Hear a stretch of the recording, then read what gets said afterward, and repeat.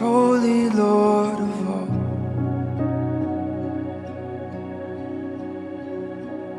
Holy, holy, holy.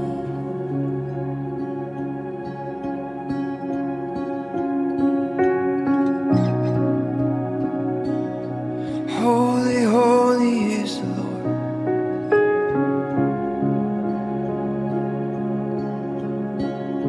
High and exalted, high and exalted, high and exalted. Holy, holy, holy. Worthy is your name, God. Holy, holy, holy. Worthy is your name. The name above all names. The name above all names. Worthy are you, Lord. Worthy is your name, God. Worthy is the name of Jesus. You are holy. You are holy. You are worthy, Jesus. Seated on the throne, being thrown upon our praises, Jesus. Being thrown upon our praise. Glória a Deus, glória a Deus. Boa noite a você, a graça e a paz do Senhor sejam sobre a sua casa, sobre a sua vida, sobre a sua família, em nome de Jesus. Estamos chegando ao 7º dia, meu Deus, concluindo a primeira semana, o primeiro ciclo desses 21 dias do nosso jejum Portas Abertas. Como é bom poder estar com você, poder compartilhar da palavra de Deus e acessarmos esse tempo de intensificarmos a nossa busca, intensificarmos a nossa declaração de fé. Assim como diz o Senhor, esse é tempo de portas abertas, esse é tempo de aceleração, assim nós cremos e estamos nos movendo. Bom, hoje eu quero começar a compartilhar com você algo muito interessante, mas antes eu quero pedir para você curtir o vídeo, compartilhar esse link com o máximo de pessoas que você puder, para que nós possamos transbordar da mensagem que nós carregamos, tá bom? Pega esse link, compartilhe. Você que está aqui comigo agora, quero te pedir para comentar aqui no vídeo. O seu compartilhamento, o seu engajamento, o seu comentário, tudo isso nos ajuda a alcançar mais pessoas, tá bom? Então, se você acredita na mensagem que nós carregamos, se você acredita na visão de Deus para nós, então nos ajude aí, interage, comenta, curta, compartilha, se envolve aqui para que nós possamos trilhar juntos a visão de Deus para nós. Amém? Faça a sua parte e vamos nessa.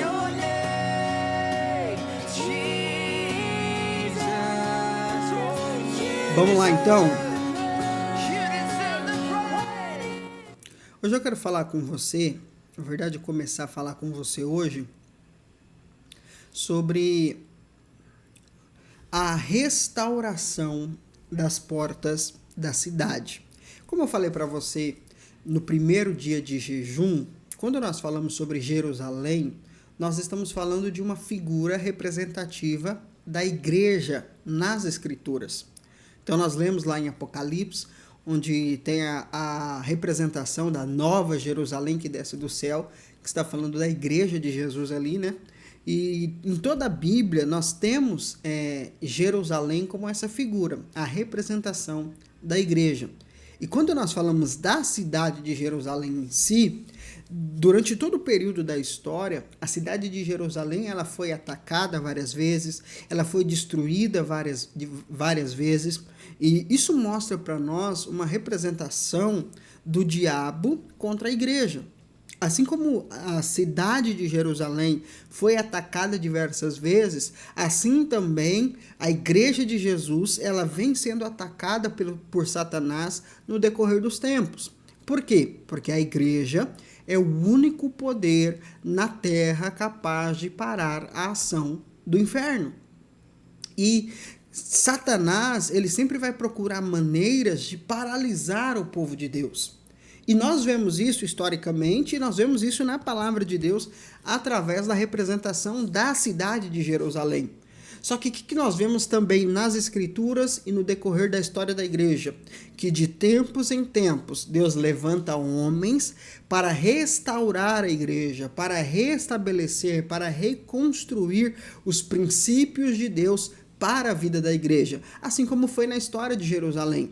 De tempos em tempos, crises após crises, Deus levanta homens e mulheres para reerguer a cidade, para restabelecer a cidade.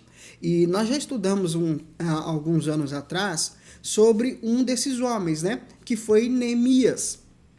Neemias foi um desses homens que Deus levantou para, depois de um tempo de crise, restabelecer, restaurar a cidade de Jerusalém. E, inclusive, lendo, estudando o livro de Neemias alguns anos atrás, foi que nós recebemos de Deus a visão que nós caminhamos hoje. Então, é muito importante, é muito interessante nós olharmos para o texto de Neemias. E é isso que eu quero compartilhar com você a partir de hoje e nos próximos dias aí. Por quê? Porque assim como o chamado de Neemias foi para restabelecer a cidade, para reconstruir a cidade de Jerusalém, Deus está nos chamando nesse tempo para sermos voz profética de restauração da igreja nesse tempo. Esse tem sido o chamado de Deus para nós. Essa tem sido a visão de Deus para nós, de nós sermos vozes proféticas para a nossa cidade, para a nossa nação, para o crescimento e o fortalecimento por meio da desconstrução e da construção de crenças e de fatores, princípios e bases da igreja. E em Neemias capítulo 2, eu quero ler com você para a gente começar aqui. Neemias capítulo 2, versículo 11 até o 15, diz o seguinte, aqui Neemias, ele pede a liberação do rei para ir até Jerusalém, ali ficar e edificar a cidade. E aqui nós temos o retrato da sua chegada na cidade.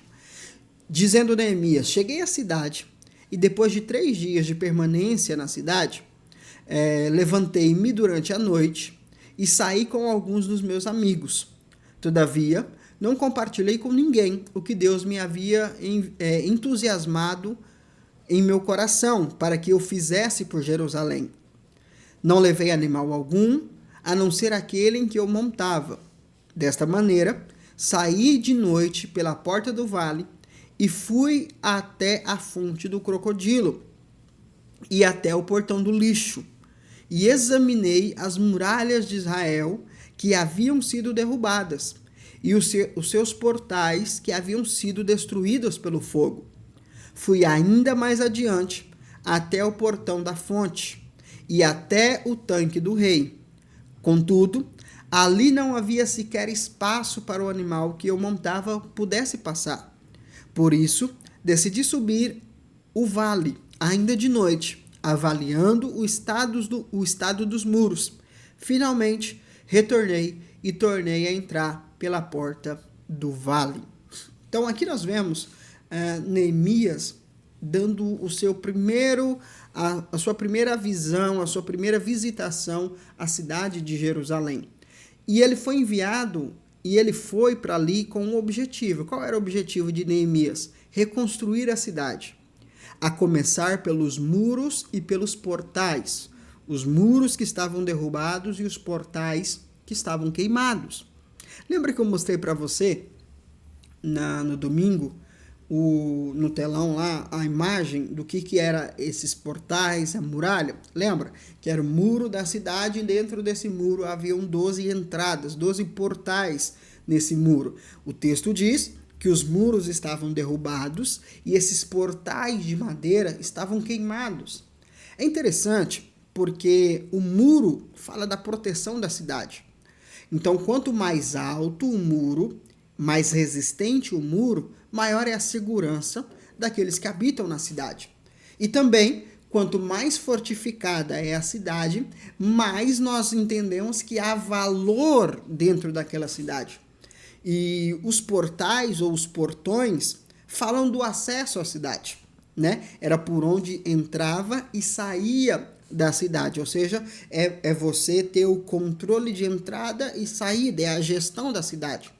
E como nós também falamos no domingo, os portões falam a respeito das 12 áreas da nossa vida. Então, os muros, a proteção estava derrubada e as portas de entrada estavam queimadas. Não havia gestão, não havia proteção naquela cidade. Lembrando que nós estamos falando da visão profética para a igreja. Então, nesse tempo, nós temos proclamado portas abertas sobre as nossas vidas. Só que ao mesmo tempo que nós temos proclamado isso, nós entendemos que Deus nos chamou para sermos voz profética de um avivamento na nossa cidade e na nossa nação.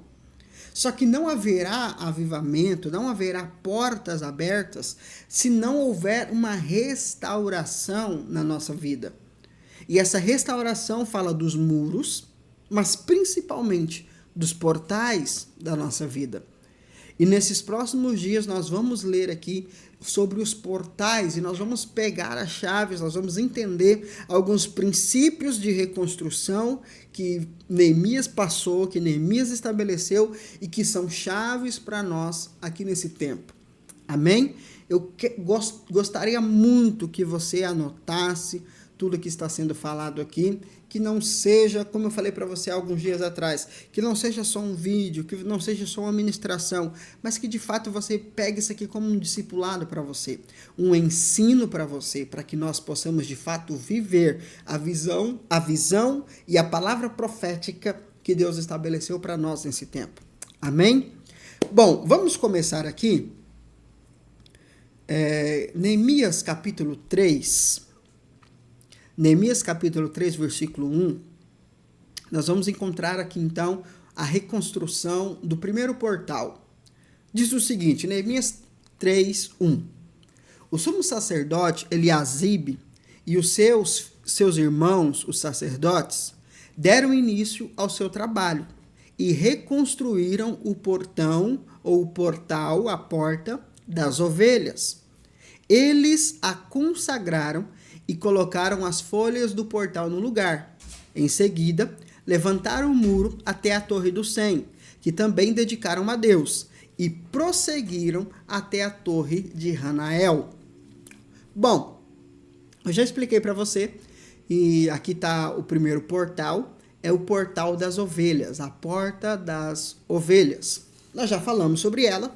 A porta das ovelhas é a porta que aponta para Jesus, aponta para a salvação.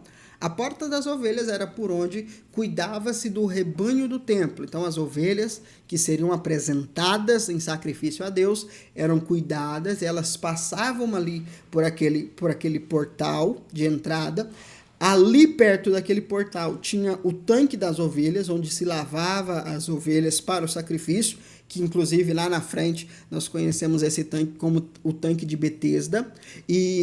Então, esse ponto é um ponto muito importante para a cidade. Inclusive, essa é uma entrada principal para quem vai ao templo.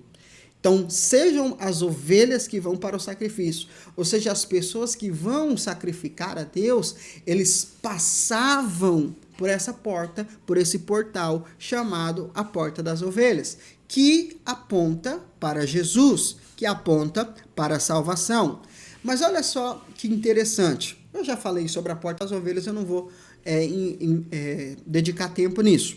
Mas no texto diz que os responsáveis por reconstruir a Porta das Ovelhas eram e foram os sacerdotes.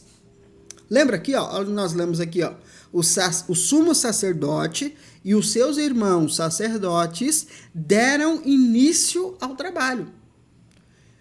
Nada na Bíblia é por acaso. Nada. Quem foi o responsável pela Porta das Ovelhas? Os sacerdotes. O que é a Porta das Ovelhas? A salvação. Jesus. O que isso mostra para nós? Isso nos leva a pensar sobre a mensagem que nós propagamos. Porque, afinal, nós que pregamos a palavra, nós que pastoreamos, nós que discipulamos pessoas, nós que lideramos pessoas, vocês que são discípulos, vocês precisam entender que vocês são sacerdotes de Deus. Pedro fala que nós somos sacerdócio real, todos nós somos ministros de Deus. E qual é a responsabilidade do ministro de Deus? Levar a restauração do evangelho da salvação. Só que quando nós falamos sobre a salvação, nós falamos sobre o quê? A mensagem da graça. Então a porta das ovelhas, ela está muito associada à mensagem da graça. Aí eu te pergunto, qual é a mensagem que nós temos pregado? Os sacerdotes foram responsáveis pela reconstrução da porta das ovelhas, que aponta para a salvação. E eu vou te mostrar daqui a pouquinho onde que a graça também está estabelecida, mas vamos lá. O que é mais comum hoje? Ouvirmos pregações a respeito da graça de Deus ou do juízo de Deus? O que é mais comum hoje? Óbvio que é o juízo. Porque muitas pessoas alegam que quando se prega o juízo de Deus, quando se prega as dores que estão por vir, é muito mais fácil levar as pessoas até Deus. Ou seja, eles querem fazer a porta das ovelhas ser uma porta de juízo. Ao invés de conduzir as pessoas à salvação por meio da graça, muita gente prefere levar as pessoas pelo medo, pela condenação. Agora, nós falamos ontem que o medo é uma das grandes ferramentas do diabo contra nós. Agora, como que pode alguém que diz ser mensageiro da salvação crer que o medo é maior que o amor? Porque quando falamos da graça, estamos falando do amor de Deus. Quando pregamos o juízo, estamos incitando o medo nas pessoas. Qual mensagem nós temos pregado? O que nós estamos edificando como igreja? Estamos edificando o juízo ou estamos propagando a graça de Deus? Nós estamos baseando a nossa vida na graça ou no juízo de Deus? Eu não sei se você sabe, mas não existe portas abertas se não houver a graça. Porque Jesus é a porta e Jesus é a graça em pessoa. Se eu acredito no poder do juízo que pode ser maior do que a graça, então eu não acredito tanto na salvação por meio de Cristo. Está conseguindo entender? Então preste atenção. Qual é a primeira porta a ser restabelecida? A porta da salvação. E quem era o responsável por essa reconstrução? Os sacerdotes, os mensageiros. Você é um sacerdote de Deus nesse tempo. Se você entender que você é um sacerdote, o próximo passo é você entender que esse é o tempo da graça e não é o tempo do juízo. E não sou eu que estou dizendo, o próprio Jesus diz isso. João capítulo 5. João capítulo 5, versículo 24. João 5, 24, olha o que Jesus disse. Em verdade vos asseguro, quem ouve a minha palavra e crê naquele que me enviou, tem a vida eterna. Não entra em juízo, mas passou da morte para a vida.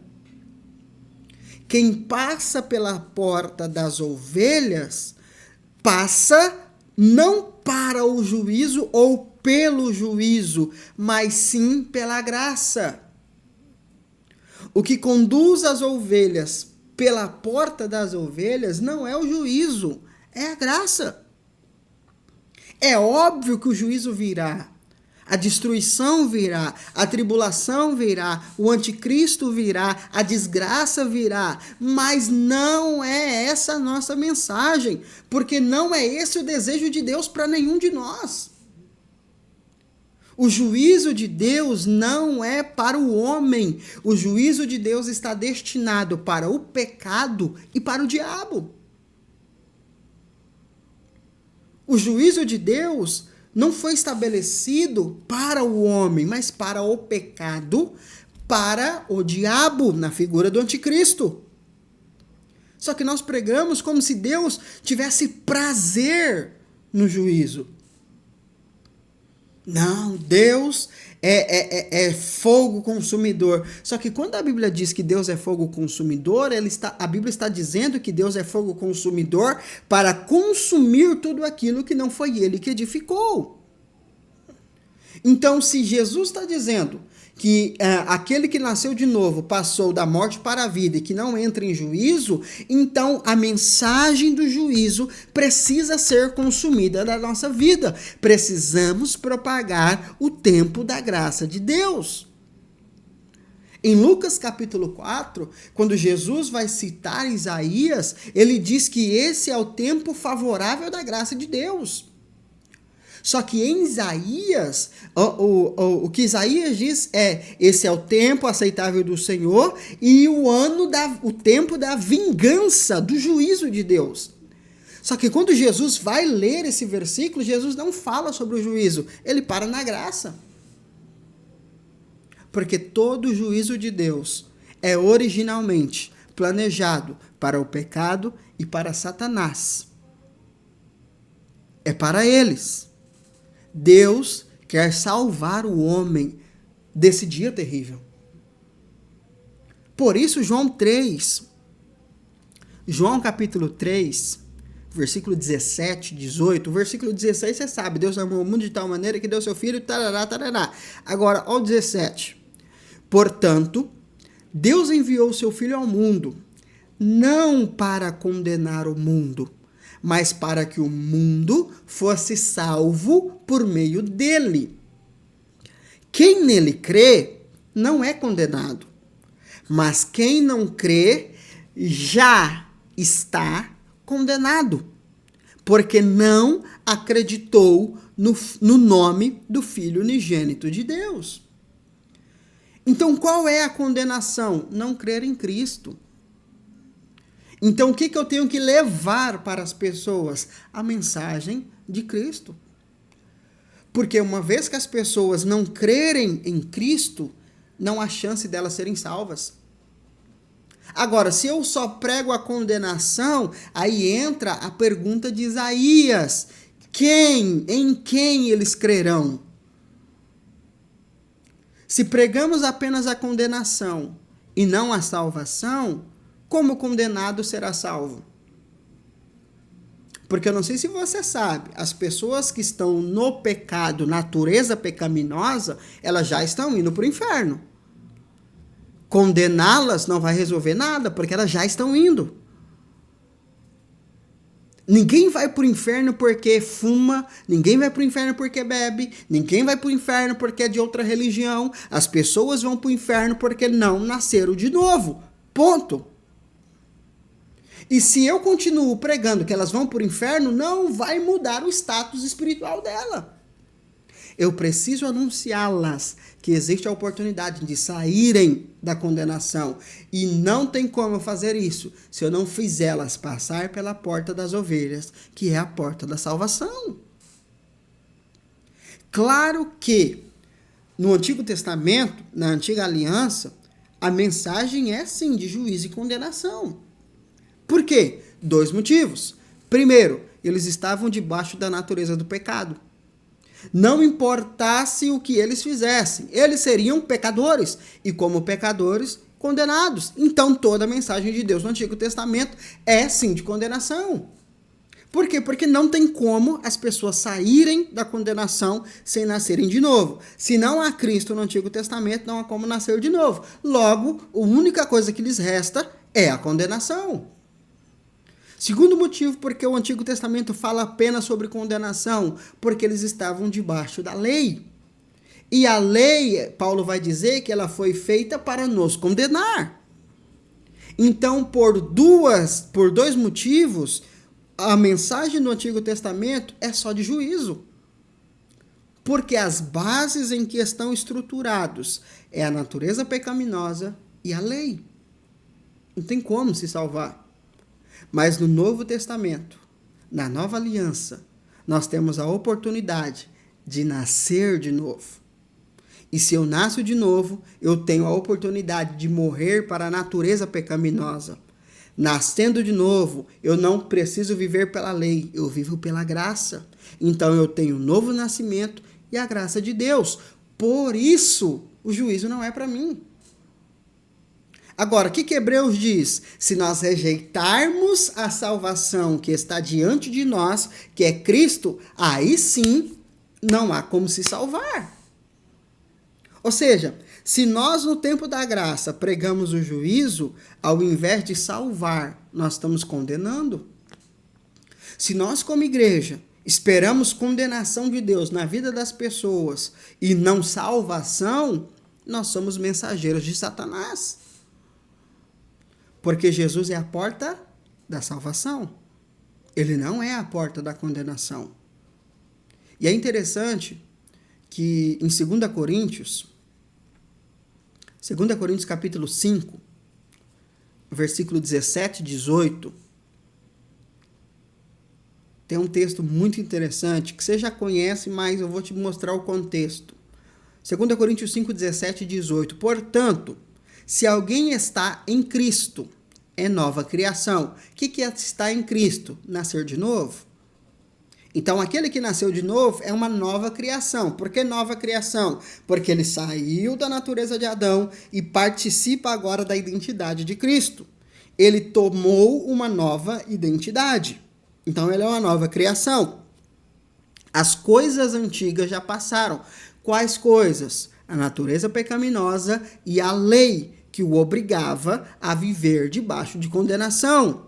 Eis que tudo se fez novo. O que se fez novo? Sua condição espiritual, ele estava morto, agora ele está vivo, ele estava desconectado, agora ele está conectado a Deus, e segundo, a sua plataforma espiritual, ele estava na lei, agora ele está na graça. Tudo se fez novo. Tudo isso, toda essa arquitetura, provém de Deus, que nos reconciliou consigo mesmo, por intermédio de Cristo, a porta das ovelhas, e nos ortogou o ministério da reconciliação. Então, os sacerdotes de Deus precisam restaurar a porta da salvação. Não é o mundo, é o sacerdócio. O mundo vai de mal a pior. O mundo vai de desgraça em desgraça. A condenação vai vir, o juízo vai vir, o pau vai quebrar. Vocês estão vendo o que está acontecendo no mundo. Mas se nós pregamos o que está acontecendo no mundo, somos mensageiros do óbvio. E o evangelho não é obviedade. O evangelho é boas notícias. Notícias das quais o mundo não percebe. Se pregamos juízo, pregamos o que está à vista. Mas se pregamos a graça, pregamos aquilo que vem do céu, aquilo que ninguém na terra é capaz de produzir. Consegue entender? Se nós queremos viver um tempo de portas abertas na nossa vida, se nós queremos ver o avivamento de Deus a começar da nossa vida, o primeiro alvo que nós temos clamado nesses 21 dias é por despertamento. Não haverá nada disso na nossa vida se o portal da graça não for restabelecido em nós. Não haverá avivamento. Por quê? Porque se eu não entender que o medo me paralisa e o amor me impulsiona, como que eu vou ser avivado se eu tenho um monte de coisas para resolver na minha vida pessoal? Por que as pessoas elas deixam Deus de último plano? Porque elas não entenderam a graça de Deus. Porque elas acham que elas precisam se preocupar com outras coisas. Amanhã eu vou te mostrar o segundo portal, que é maravilhoso, é a Porta dos Peixes, só que só há Porta dos Peixes se a Porta da Graça for restabelecida. Nós precisamos sermos sacerdotes da reconciliação e não da condenação. A sua mensagem não é mensagem de juízo, é mensagem da graça. Agora, para a gente concluir aqui, no texto que nós lemos de Neemias 3, o que há perto da Porta das Ovelhas?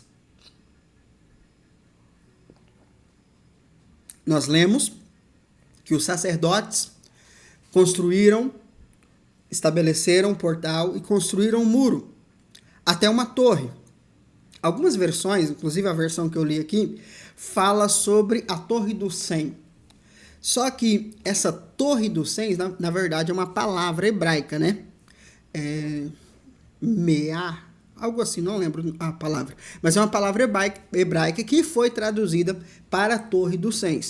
Mas só que quando nós buscamos referência na Bíblia ou buscamos referências sobre essa Torre dos 100, não tem muita. Por quê? Porque se trata de uma palavra que foi traduzida como Torre dos 100 para o português. Então, não tem muito o que falar sobre isso, porque pode haver um equívoco de tradução. Mas o texto diz que eles construíram um muro até a Torre de Hanael. Hanael, sim, nós vemos várias referências sobre essa torre nas Escrituras. Agora, o que significa Hanael? Hanael é um nome, né, de um homem, e Hanael é um masculino da palavra do nome feminino Hana, que em hebraico, né, nós chamamos em português de Ana. E Hana significa graça. Então, Hanael é Ana, né, Hana, e El, de Deus. Então, Ana é graça, El é Deus. Então, Hanael é Deus é gracioso, ou a graça de Deus. Parece ser algo, assim, detalhes, mas não. Os sacerdotes reconstruíram a Porta das Ovelhas e reedificaram o muro até a Porta da Graça, até a Torre da Graça. Ou seja, a Torre da Graça, a torre servia para quê? Para vigilância. Então, na torre estavam os sentinelas e eles ficavam atentos de quem entrava e quem saía na cidade. Para proteger a cidade em caso de inimigos, alertava-se a cidade a respeito dos inimigos. Então, o que o texto mostra para nós? Que o que protege a salvação é a graça. Não é o meu esforço, não é a condenação, não é o juízo. O que vai impedir o inimigo de roubar a minha salvação, o que vai impedir a minha salvação de ser atacada é a torre da graça. Então, se nós queremos de fato proclamar um avivamento onde pessoas serão salvas, é pela graça. Se nós queremos ter segurança em Deus, não é a nossa oração que nos dá segurança, não é o nosso jejum que nos dá segurança, não é o nosso mérito que nos dá segurança. O que nos dá segurança diante de Deus é a sua graça.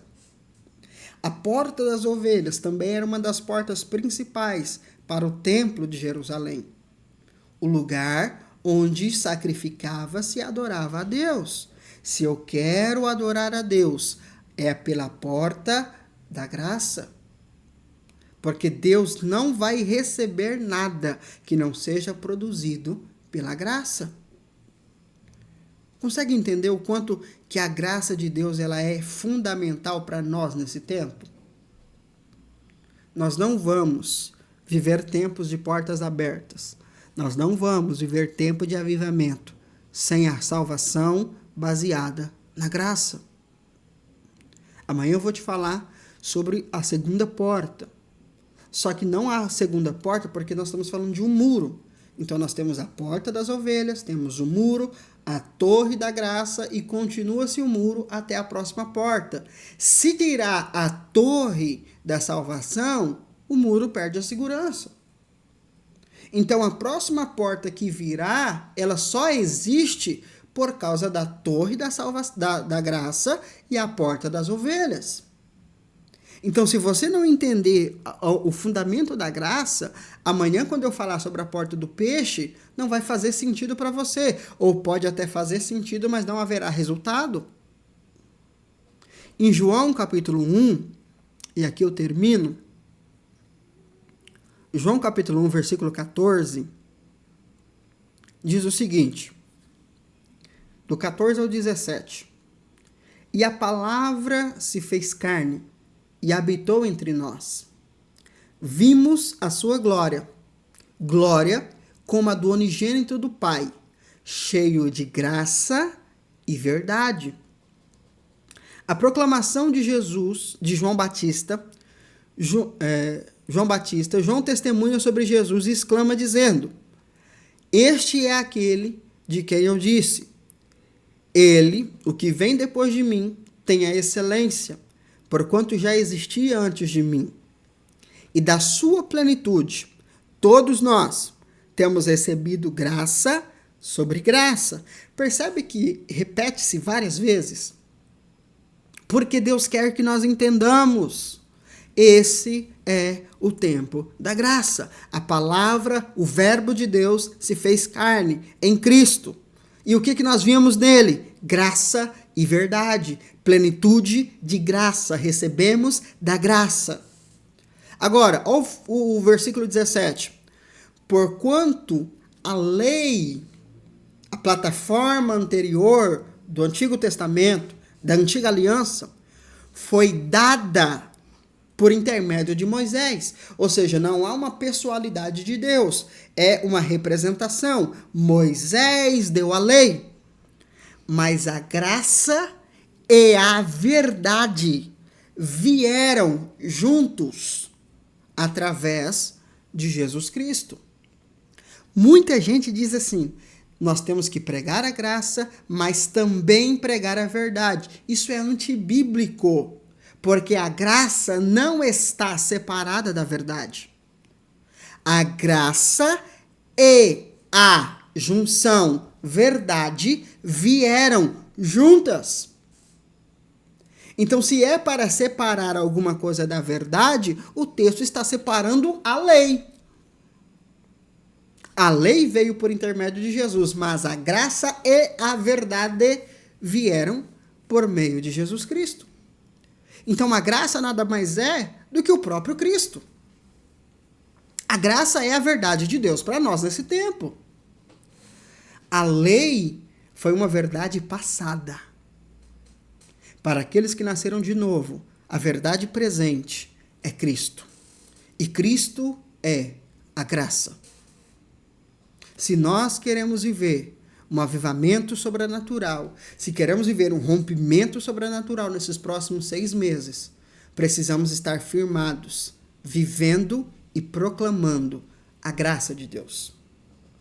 Não é o juízo, não é a condenação, não é o medo, é o amor e a graça de Deus. Amém? Porque sem a graça de Deus, não tem portas abertas. Porque Jesus é a porta. Jesus é a porta e Jesus é a graça. Se não tem graça, não tem porta. Conseguiu entender? Os sacerdotes reconstruíram a porta das ovelhas e o muro até a torre de Hanael, a torre da graça. Amanhã nós vamos falar sobre a porta dos peixes. Amanhã nós teremos o nosso culto pela manhã, às 8 horas, horário local, 8h30, aliás, horário local, 9h30 pelo horário de Brasília. Nós teremos a transmissão da palavra, a partir das 10 horas, horário de Brasília, 9 horas, horário local, e à noite nós teremos a reprodução da mensagem, tá bom? Então amanhã nós teremos aí 2 horários para você poder assistir. Você pode assistir ao vivo, às 9 horas da manhã, ou à noite, a reprise da ministração apenas. Amém? Nós vamos orar nesse momento. Pega aí os seus alvos de oração.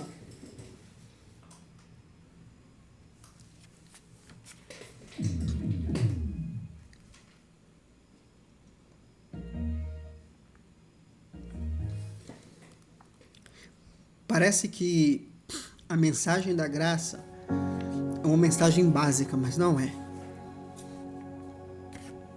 Tem muita gente que repudia a graça por não entender a graça. E tem muita gente que banaliza a graça por também não entender a graça.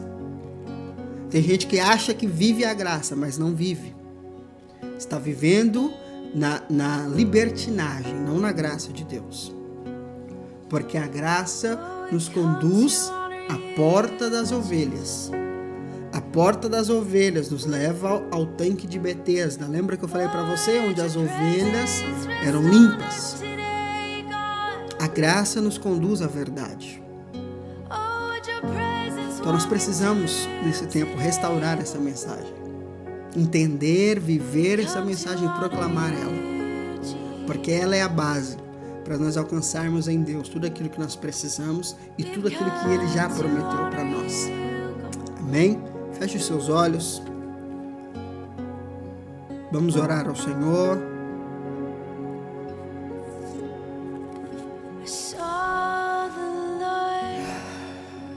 Obrigado, Senhor. Obrigado por esse tempo. Obrigado por essa semana, Senhor. Nós concluímos hoje a primeira semana desse jejum. Nós cremos, Pai, que o Senhor tem recebido nosso jejum, a nossa entrega, o nosso tempo com o Senhor. Pai, nós acreditamos nesse tempo. Nós acreditamos na visão do Senhor por causa da graça, não por causa de nós. Pai, se dependesse de nossos méritos, nada do que estamos buscando ao Senhor, nem avivamento, nem salvação, nem nada pessoal, teríamos mérito suficiente para receber. Mas pela graça nós cremos que todos os nossos pedidos, todos os nossos alvos serão respondidos pelo Senhor. Porque foi isso que Jesus nos ensinou. Tudo o que vocês pedirem em meu nome, se crerem, vocês receberão. Nós cremos na graça, e a graça é Jesus. Por isso, Senhor, nós declaramos portas abertas, portas de salvação, portas de avivamento, portas de crescimento para cada área da nossa vida, Senhor. Nós proclamamos portas abertas. Esse é o tempo da graça do Senhor. Esse é o tempo da salvação, da restauração, da reconciliação. Não é o tempo do juízo. O juízo virá e será inevitável, mas não é isso que o Senhor tem para nós. Pai, a igreja tem sido danificada, machucada, por causa dessa pregação, Senhor, que traz condenação, que traz juízo. Mas assim como o Senhor tem levantado homens e mulheres para restabelecer os muros, para restabelecer os portais, nós nos posicionamos, Pai, como voz profética do Senhor. Esse é o tempo da graça do Senhor. Esse é o tempo de nós vermos as ovelhas se rendendo ao Senhor. Esse é o tempo de nós vermos a santificação, de nós vermos a transformação das pessoas. Esse é o tempo onde as pessoas passarão pela porta da graça e acessarão o trono do Senhor, Pai. Porque essa é a vontade do Senhor. Esse é o desejo do Senhor, Pai. E nós somos sacerdotes da nova aliança. Nós somos gente da nova aliança. E proclamamos a graça do Senhor. A graça do Senhor, Pai. E pela graça, nós cremos em portas abertas, em rompimentos sobrenaturais em todas as áreas da nossa vida. nesses próximos meses, Pai. Essa é a nossa declaração de fé, com base naquilo que o Senhor tem nos instruído, Pai. Nós proclamamos em nome de Jesus. Amém?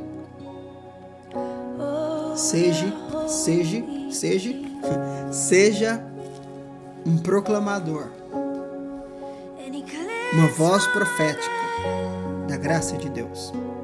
É assim que nós viveremos um poderoso avivamento na nossa cidade, na nossa nação. Porque o medo retrai, mas a graça impulsiona. Amém? Vamos cear? Pega aí os elementos da ceia.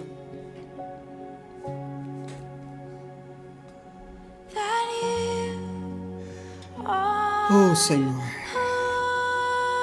é pela graça. Nenhum mérito nós temos. É pela graça. Nós estabelecemos agora e acessamos a proteção do Senhor pela graça, que nos blinda, que nos guarda, é a graça do Senhor. Espírito Santo, que nessa noite nós possamos ter a nossa vida renovada, que os nossos olhos sejam abertos para enxergarmos a graça e o favor de Deus. Que todo juízo, toda condenação, toda culpa sejam arrancadas da nossa vida. Que possamos acessar a graça do Senhor nessa noite. Pelo teu sangue derramado, pelo teu corpo partido por nós acessamos graça sobre graça, avivamento, salvação, provisão, em nome de Jesus. Participamos em nome de Jesus.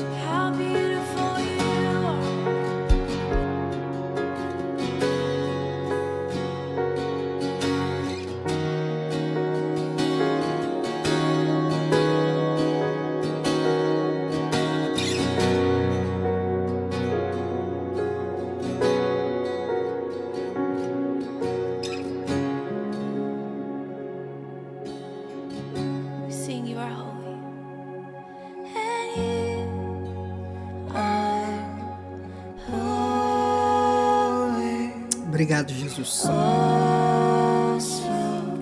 Obrigado por esse tempo. Obrigado pela tua graça, pelo teu favor. Obrigado, Jesus.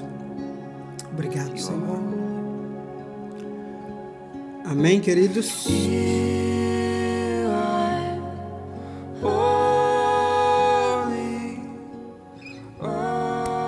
Muito bom poder estar com você aqui essa semana, compartilhando dessas chaves, esses ensinamentos. Eu espero que você esteja tomando nota e aproveitando tudo que tenho compartilhado com você. Como eu disse, para mim, isso é um discipulado que eu estou tendo com você aqui nesses dias. Espero que você encare assim também. Deus abençoe. Amanhã, 8h30 da manhã, nós teremos o nosso culto pelo horário local aqui, presencial. Às 9 horas da manhã entra a ministração ao vivo para você. Se você está pelo horário de Brasília, aqui é um horário a menos, tá bom? Então, às 9 horas aqui, 10 horas pelo horário de Brasília. Deus abençoe vocês. Amanhã tem batismo. Falando de salvação, amanhã tem batismo. Será um dia maravilhoso, será um dia de muita celebração. E eu espero você presencialmente e online. Você estará participando aí às 10 horas da manhã, ao vivo com a gente, ou à noite, a reprise da mensagem. Tamo junto. Graça e paz, bom sabadão e até amanhã, se Deus quiser. Paz.